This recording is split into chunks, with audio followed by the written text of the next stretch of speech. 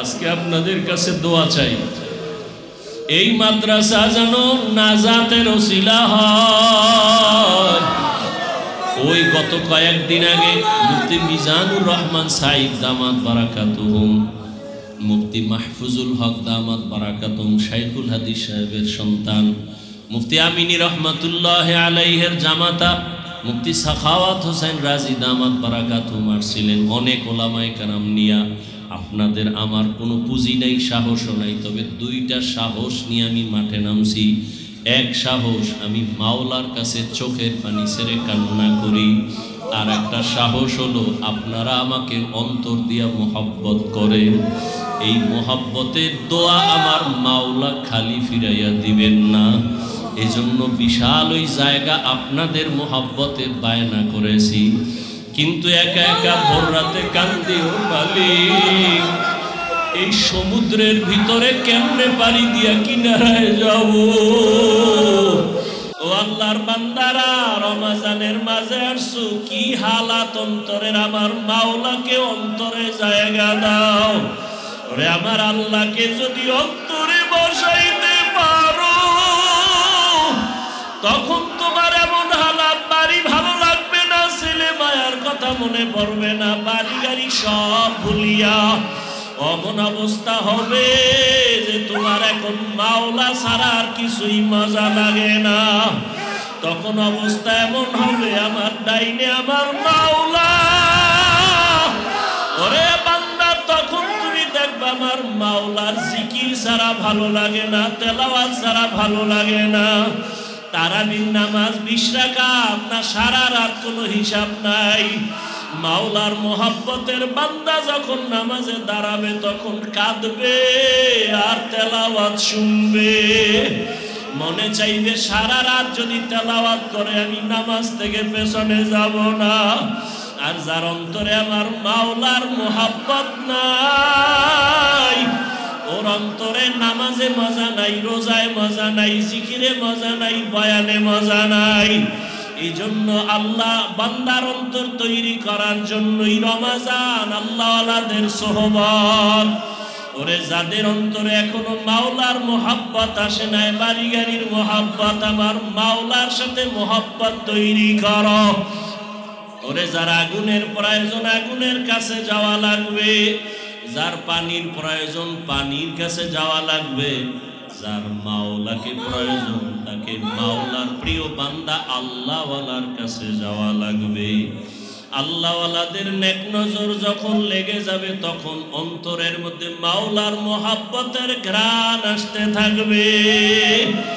এক পর্যায়ে বান্দার দিলটা নরম হয়ে যাবে, মরণের কথা স্মরণ হবে। কিসের বাড়ি, কিসের ঘর, কিসের টাকা, কিসের ক্ষমতা।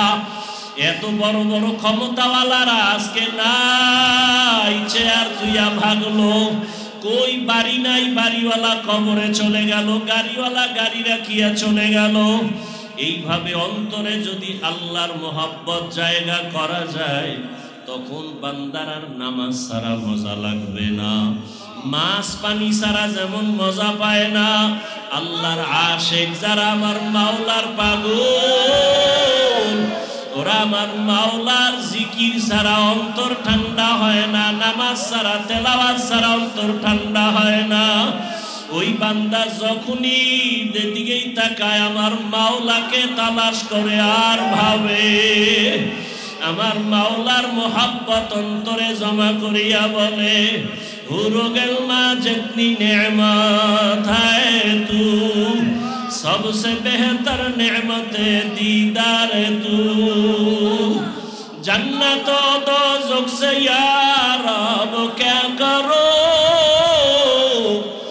आरज़ू है मैं तुझे देखा करो। মাওলার মোহাব্বত যখন অন্তরে জমা হবে, আল্লাহর মায়া তার অন্তরে যখন আসবে, তখন পাগল হয়ে যাবে। মাওলার সাথে দিদার কখন হবে, মালিকের মোলাকাত কখন হবে, পাগলের মতো হয়ে যাবে। আল্লাহর বান্দি ফেরাউনের স্ত্রী আসিয়া, যখন ফেরাউন আসিয়ার দিকে তেড়িয়ে গেল, মাথা গরম করে গেল। আসিয়া, তুমি আমার কদমে সেজদা দাও, আবার আল্লাহকে ডাকো কেন? আসিয়া বলে আমাকে ফাঁসি দাও, তারপর আমি আল্লাহকে ছাড়ব না। এক পর্যায়ে যখন শুলিবিদ্ধ করার জন্য রেডি করা হলো, আসিয়া তখন কান্না করে আল্লাহর কাছে দোয়া করে, হে মালিক, তুমি তাকায়া দেখতেছো আমাকে শুলিবিদ্ধ করা হবে, ফাঁসি দেওয়া হবে, মৃত্যুদণ্ড দেওয়া হবে। এত বড় ক্ষমতাধর ফেরাউনের টাকা পয়সা সব সারিয়ে আমি তোমাকে আমার মোহাব্বতের মধ্যে নিয়ে নিলাম। আমি টাকা চাই না, বাড়ি চাই না, ক্ষমতা চাই না, তোমাকে চাই। قالت رب ابن لي عندك بيتا في الجنة। আসিয়া আসমানের দিকে তাকায় বলে, ও দয়ার মালিক, এত বড় ক্ষমতাওয়ালা ফেরাউন, ক্ষমতার অভাব নাই, টাকার অভাব নাই, সম্মানের অভাব নাই, আমি আসিয়া তোমার বড় পাগল।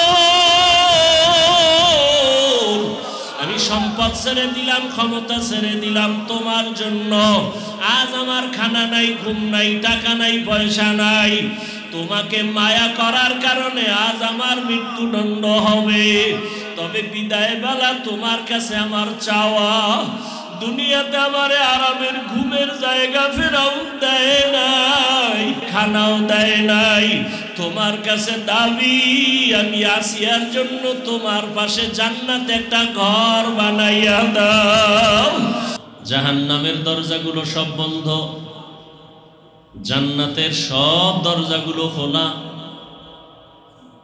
শয়তানকে আল্লাহ শিকলে আবদ্ধ করে রেখেছেন। সমস্ত কবরওয়ালাদের আযাব এই রমজানের বরকতে সব বন্ধ হয়ে থাকবে।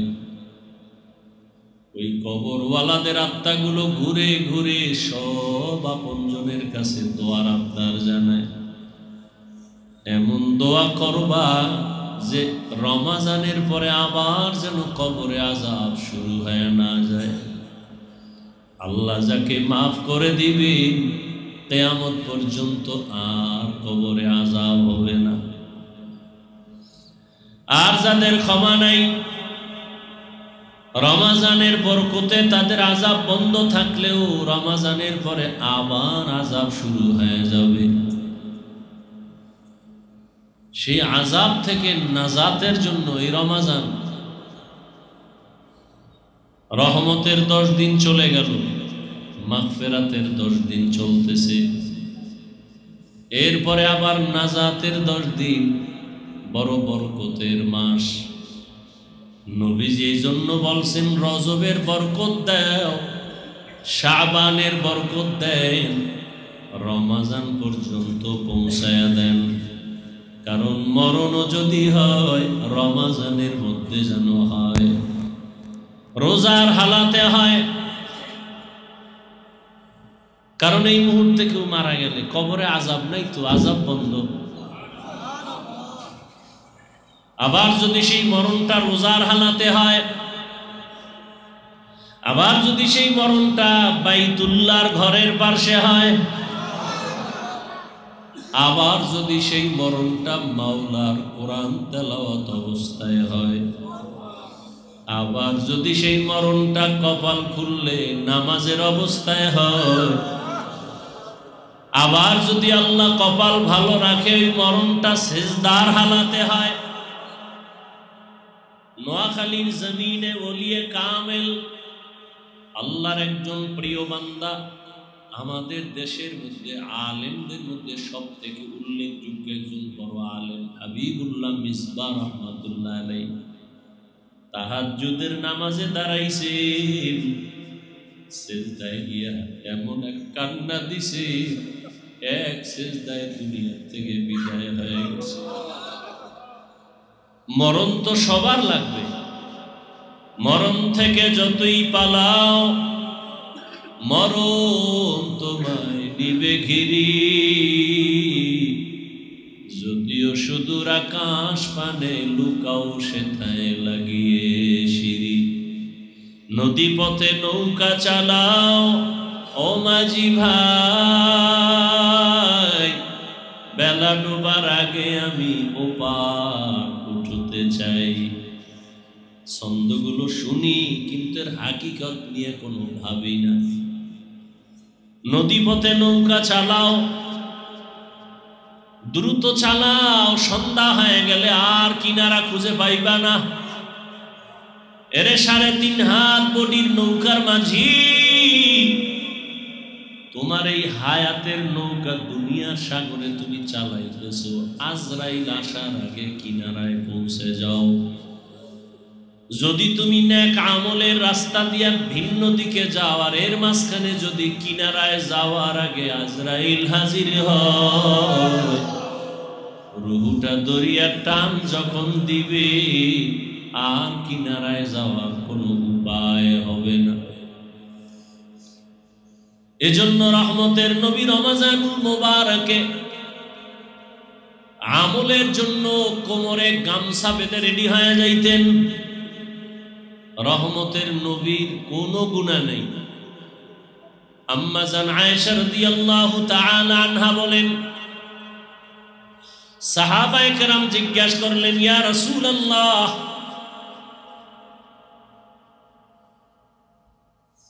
সাহাবায়ে কেরাম একদিন আম্মা জান আয়েশার দরবারে গেলেন। আম্মা জান আয়েশাকে তো আল্লাহ এত ইলম দান করেছেন, রহমতের নবীর নজরে মাত্র 9 বছর আম্মা জান নবীজির সোহবত পাইলেন। 9 বছর নবীজি এমন দোয়া করছেন, আম্মা জানকে আল্লাহ এই পরিমাণ ইলম দান করেছেন।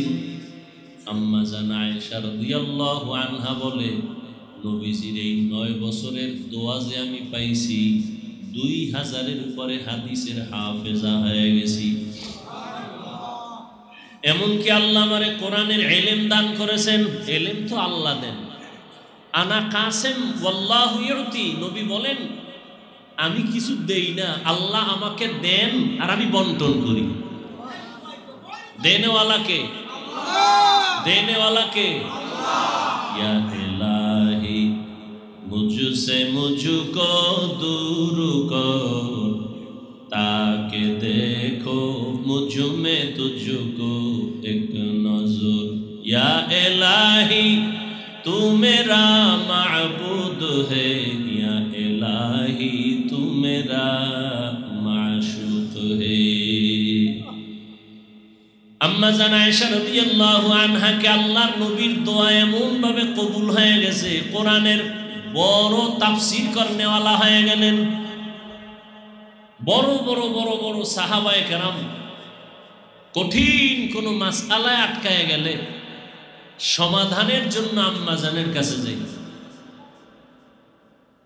নবী যখন দুনিয়া থেকে চলে গেলেন, আম্মা জানের বয়স তখন 18 বছর। কি নাম? আয়েশা রাদিয়াল্লাহু আনহা না আনহু? পুরুষের বেলায় আনহু, আর নারী সাহাবিয়া যারা তাদের বেলায় কি হবে? আনহা।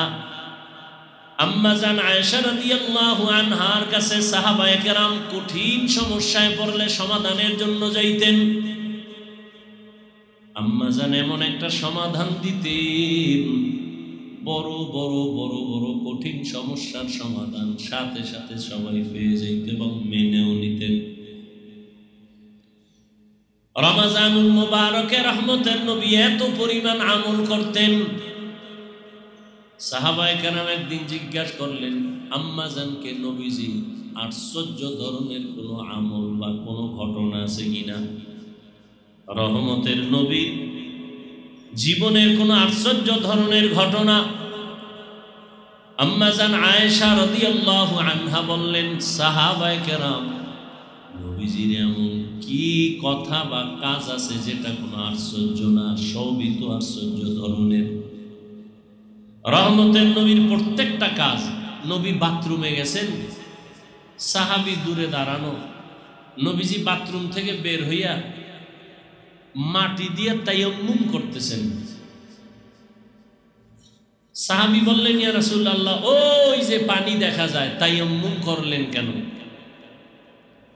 নবীজি বললেন, সাহাবী পানি পর্যন্ত যাওয়ার গ্যারান্টি আসেনি। চিন্তা করেন, যে নবীর কোনো গুনাহ নাই। সেই নবী চিন্তা করেন, সাহাবী পানি পর্যন্ত যাওয়ার গ্যারান্টি আসেনি। আমি আগে তায়াম্মুম করে নিলাম, পানি পর্যন্ত যাব, ওখানে গিয়ে আবার ওযু বানাবো। রহমতের নবীর এতটা আল্লাহ ভীতি, এজন্য সব মুফাসসিরিনে কেরাম, মুহাদ্দিসিনে কেরাম বলেন পৃথিবীর শ্রেষ্ঠ ইবাদত করনেওয়ালা আমার নবী। কত কষ্ট করেছিলেন ইয়াতীম নবী এ রমাজানে, ইবাদতে রাত কাটিয়ে দিতেন, কি হবে উম্মত বিনে।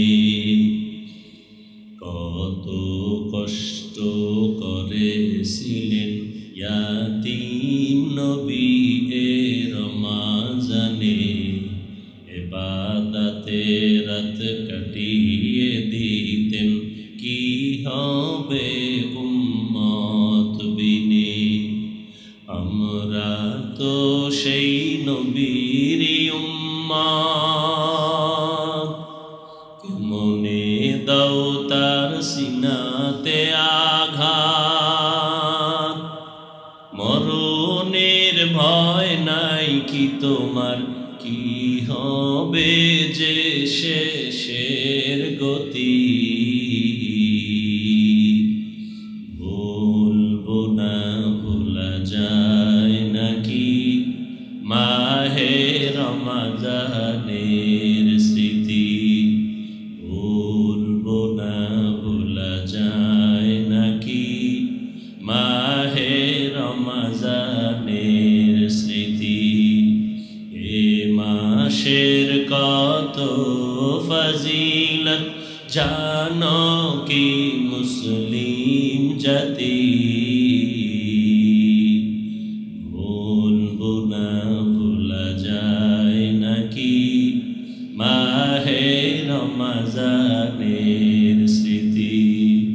ভুলবো না, ভোলা যায় নাকি মাহে রমাজানের স্মৃতি। রমজান এমন বরকতের মাস, মাগফিরাতের মাস, নাজাতের মাস। রহমতের নবীর সাহাবী হযরত ওমর ফারুক রাদিয়াল্লাহু তাআলা ঈদের দিন ঈদের নামাজ পড়িয়া সবাই আনন্দে বাড়ি বাড়ি যায়। ওমর ফারুক রাদিয়াল্লাহু তাআলা একটা রুমে তালা লাগাইয়া ঈদের আনন্দ বাদ দিয়া ওখানে বসে বসে কান্না করতেছিলেন।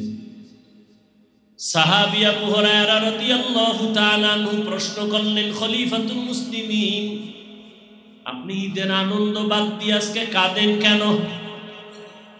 ওমর ফারুক রাদিয়াল্লাহু তাআলা আনহু কান্না করেন আর বলেন, ও ভাই আবু হুরায়রা, আনন্দ তো ওই ব্যক্তি করবে যার মধ্যে কোনো টেনশন নাই, পেরেশানি নাই, কোনো চিন্তা নাই।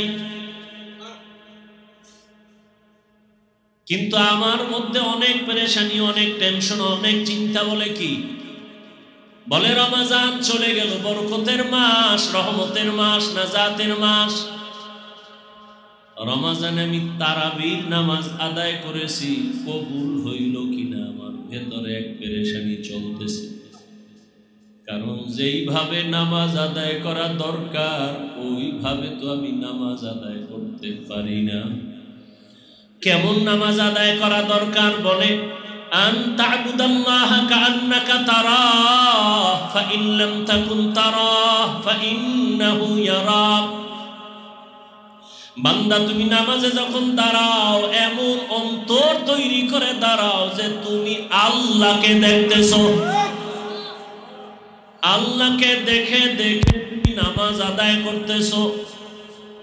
যদি তোমার অন্তর এতটা দুর্বল, আমল এতটা দুর্বল, ঈমান এতটা দুর্বল যে আল্লাহকে দেখার মতো পাওয়ার নাই, তাহলে তুমি এতটুকু মনে করো যদিও তুমি আমি আল্লাহকে দেখি না, তবে আল্লাহ তোমাকে আমাকে তাকায় দেখতেছেন। আমি এখন নামাজে দাঁড়ায় গেছি, আমার মাওলার সামনে আমি দাঁড়ায় গেলাম। আমি এখন মাওলার সামনে দাঁড়ানো, আমি এখন আমার অন্তরের কি হালাত কেউ দেখে না, আমার আল্লাহ সব দেখতেছেন। আমি আলহামদুলিল্লাহ বলে শুরু করলাম, আমার মাওলা কুদরতের কান লাগায় শুনতেছেন। আমি আমার মালিকের আদালতে দাঁড়ানো, এই নিয়তে বান্দা যখন তো শুরু করবা, দেখবা তোমার অন্তরের হালাত ভিন্ন হয়ে যাবে। কিন্তু না, নামাজ তো আদায় করি, অন্তরের সাথে মালিকের কোনো যোগাযোগ নাই। নামাজে দাঁড়াইছি দুনিয়ার চিন্তা, দোকানের চিন্তা, ফ্যামিলির চিন্তা, ছেলেমেয়ের চিন্তা। আর এক আল্লাহর বান্দা নামাজে দাঁড়াইয়া কান্না করতেছে। নামাজের পরে বান্দাকে বলা হলো, বান্দা তুমি নামাজে দাঁড়ায় কাঁদলা কেন? বলে আমি জাহান্নামের আয়াতের তেলাওয়াতের মুরাকাবায় ছিলাম। আমি নামাজে দাঁড়াইয়া আবার গুনাহের কথায় ভয়ে পড়েছি। আরে যেই নামাজে আমাকে জাহান্নাম থেকে মুক্তি দিবে, সেই নামাজ আমি পড়তে পারলাম কিনা? ওরে নামাজে তো চোখে পানি নাই, নামাজে কোনো ধ্যান নাই, কোনো খেয়াল নাই। ওরে এই জন্যই তো আল্লাহওয়ালাদের নেক নজর, আল্লাহর প্রিয় বান্দাদের মজলিসে বসিয়া অন্তর তৈরি করো।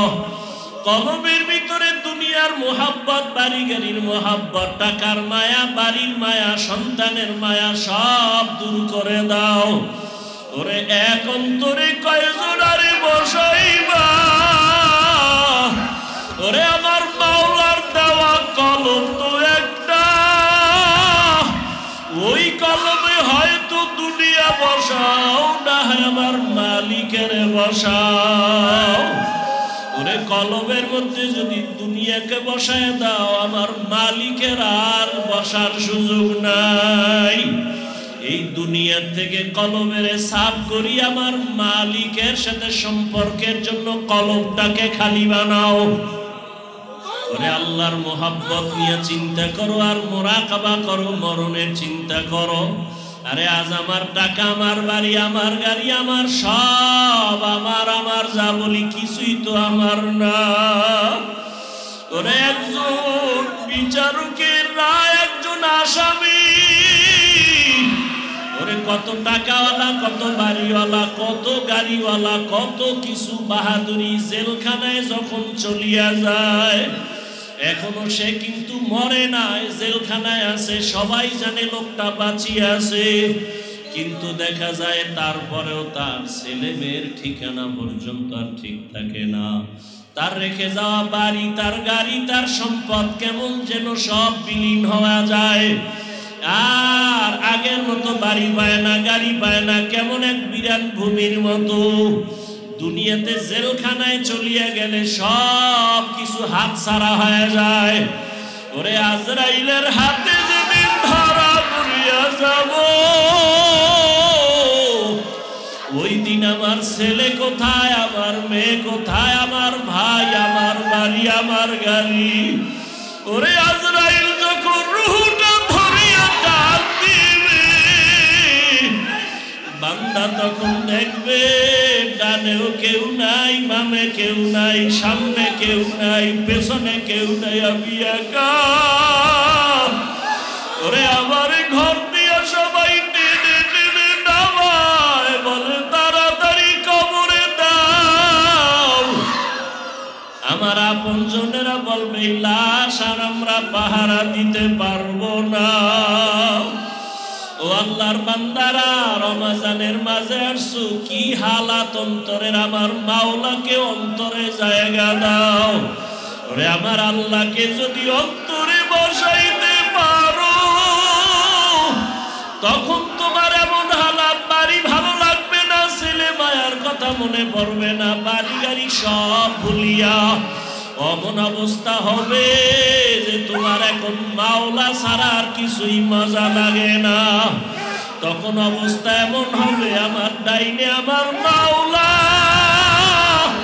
ওরে বান্দা, তখন তুমি দেখবা আমার মাওলার জিকির ছাড়া ভালো লাগে না, তেলাওয়াত ছাড়া ভালো লাগে না। তারাবির নামাজ 20 রাকাত না সারা রাত কোনো হিসাব নাই। মাওলার মোহাব্বতের বান্দা যখন নামাজে দাঁড়াবে তখন কাঁদবে আর তেলাওয়াত শুনবে। মনে চাইবে সারা রাত যদি তেলাওয়াত করে আমি নামাজ থেকে পেছনে যাব না। আর যার অন্তরে আমার মাওলার মোহাব্বত নাই, ওর অন্তরে নামাজে মজা নাই, রোজায় মজা নাই, জিকিরে মজা নাই, বয়ানে মজা নাই। এই জন্য আল্লাহ বান্দার অন্তর তৈরি করার জন্যই রমাজান, আল্লাহওয়ালাদের সোহবত। ওরে যাদের অন্তরে এখনো মাওলার মোহাব্বত আসে নাই, বাড়ি গাড়ির মোহাব্বত, আমার মাওলার সাথে মোহাব্বত তৈরি করো। ওরে যার আগুনের প্রয়োজন আগুনের কাছে যাওয়া লাগবে, যার পানির প্রয়োজন পানির কাছে যাওয়া লাগবে, যার মাওলাকে প্রয়োজন তাকে মাওলার প্রিয় বান্দা আল্লাহওয়ালার কাছে যাওয়া লাগবে। আল্লাহওয়ালাদের নেক নজর যখন লেগে যাবে তখন অন্তরের মধ্যে মাওলার মোহাব্বতের ঘ্রাণ আসতে থাকবে। এক পর্যায়ে বান্দার দিলটা নরম হয়ে যাবে, মরণের কথা স্মরণ হবে। কিসের বাড়ি, কিসের ঘর, কিসের টাকা, কিসের ক্ষমতা। এত বড় বড় ক্ষমতাওয়ালারা আজকে নাই, চেয়ার তুইয়া ভাগলো। কই বাড়ি নাই, বাড়িওয়ালা কবরে চলে গেল, গাড়িওয়ালা গাড়ি রাখিয়া চলে গেল।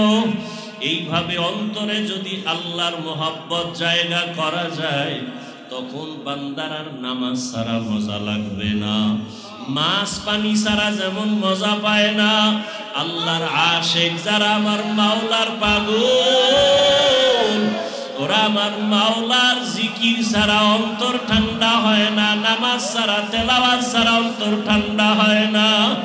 ওই বান্দা যখনই যেদিকেই তাকায় আমার মাওলাকে তালাশ করে আর ভাবে, আমার মাওলার মোহাব্বত অন্তরে জমা করিয়া বলে, হুরো গেল মা जितनी नेमत है तू, सबसे बेहतर नेमत दीदार तू, जन्नत दोज़ख से या रब क्या करो, आरज़ू है मैं तुझे देखा करो। মাওলার মোহাব্বত যখন অন্তরে জমা হবে, আল্লাহর মায়া তার অন্তরে যখন আসবে তখন পাগল হয়ে যাবে। মাওলার সাথে দিদার কখন হবে, মালিকের মোলাকাত কখন হবে, পাগলের মতো হয়ে যাবে। আল্লাহর বান্দি ফেরাউনের স্ত্রী আসিয়া, যখন ফেরাউন আসিয়ার দিকে তেড়িয়ে গেল, মাথা গরম করে গেল। আসিয়া তুমি আমার কদমে সেজদা দাও, আবার আল্লাহকে ডাকো কেন? আসিয়া বলে আমাকে ফাঁসি দাও, তারপর আমি আল্লাহকে ছাড়ব না।